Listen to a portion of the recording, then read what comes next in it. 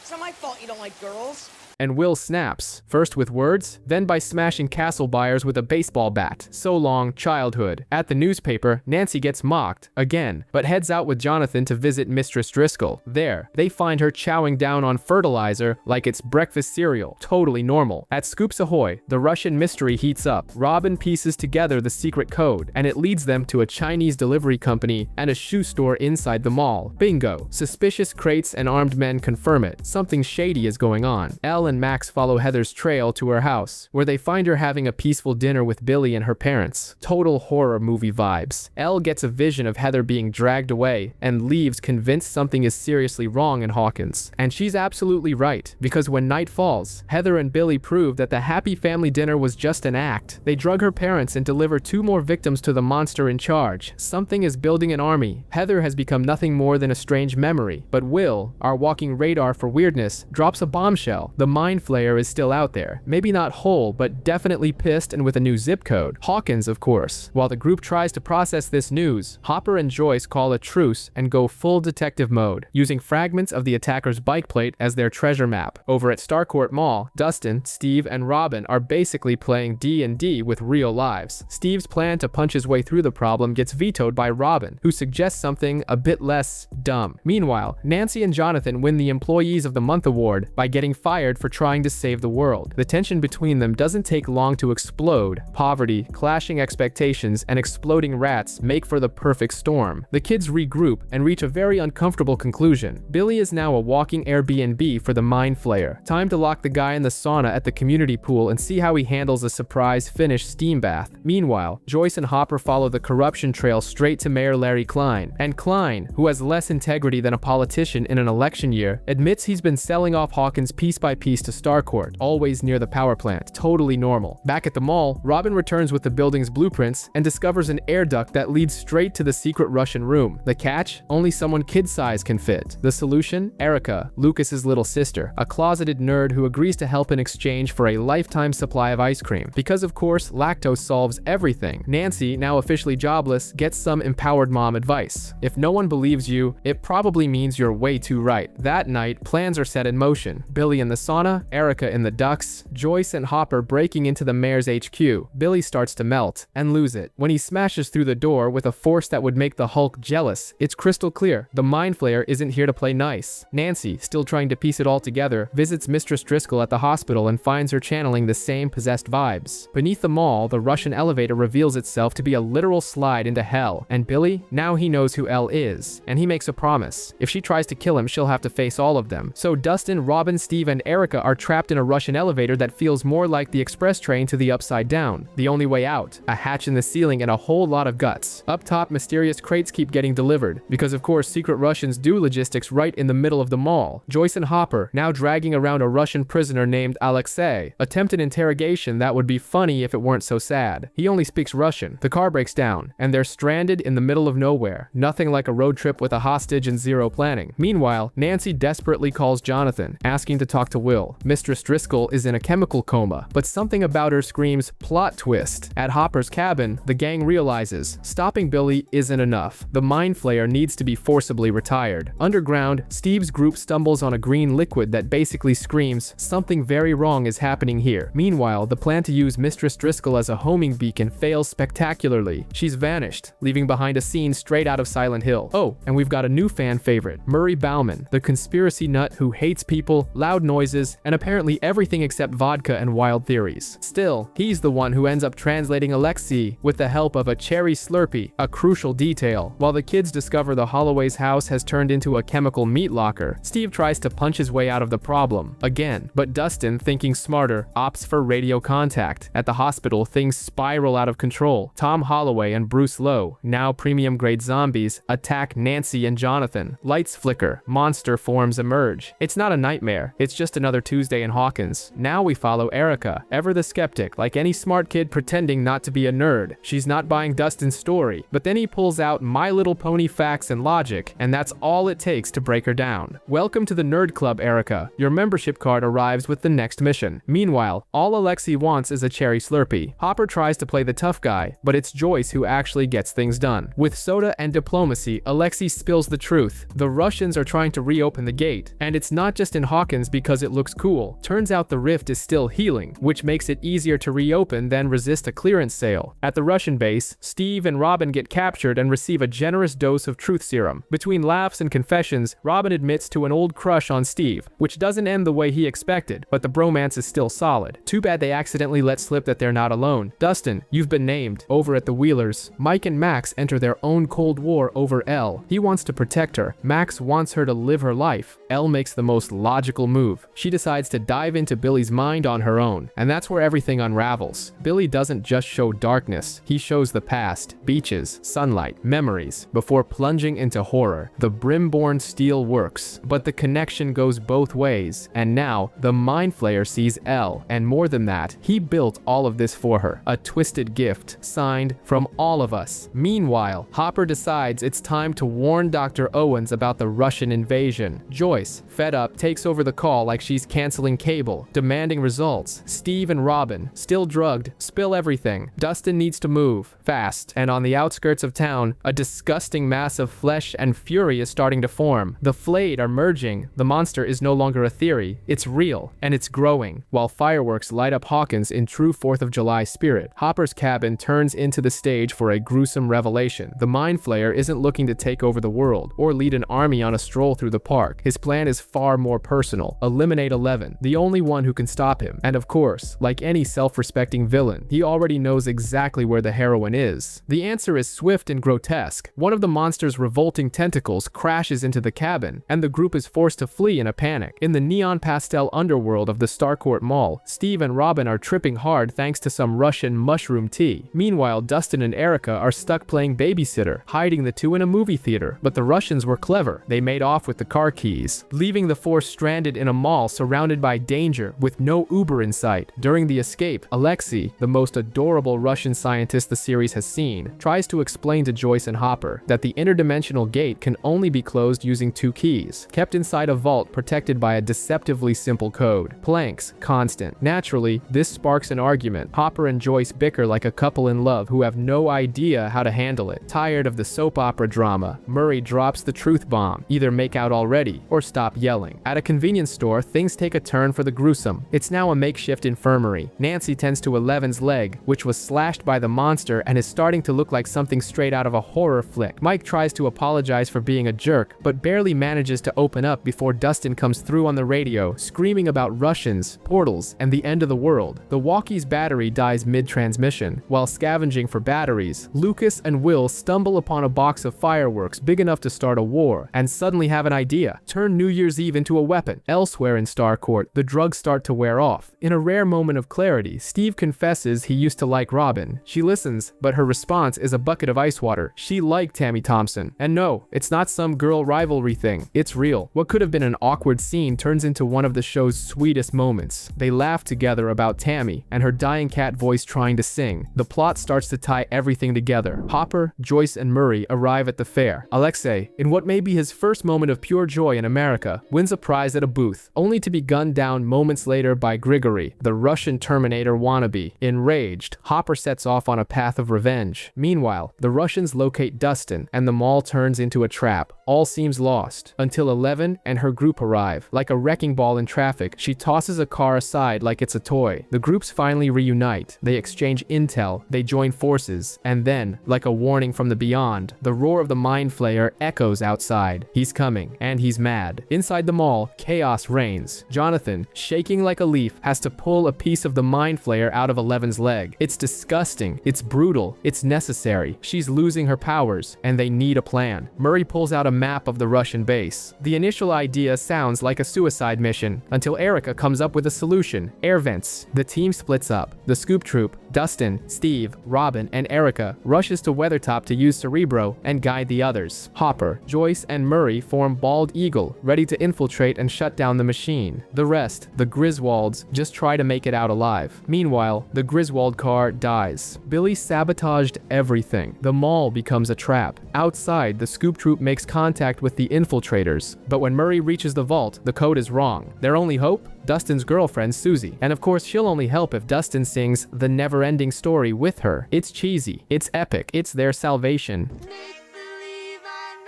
everywhere, give it in the light, written on the pages is Susie gives them the code. Back inside, Billy delivers 11 to the monster. At the base, Hopper fights Grigori in a showdown straight out of an 80s action flick. On the surface, the Mind Flayer is about to destroy everything. But 11, powerless, does the unexpected. She reaches Billy's humanity, a memory on the beach, his mother. And for a moment, Billy remembers who he was. He sacrifices himself to save her. Hopper defeats the Russian, but can't escape the machine's platform. He looks at Joyce, a nod, a goodbye. She turns the keys. The machine explodes, the gate closes, and Hopper vanishes. The monster falls, defeated. 3 months later, Hawkins is fed the official story. It was a fire. Steve and Robin get jobs at a video store. Joyce moves away, taking Will, Jonathan, and 11 with her. Before leaving, she gives 11 a letter from Hopper, where he shares his feelings, his fear of losing her, the fatherly love he learned to feel, and it ends with a heartbreaking request. Keep the door open 3 inches.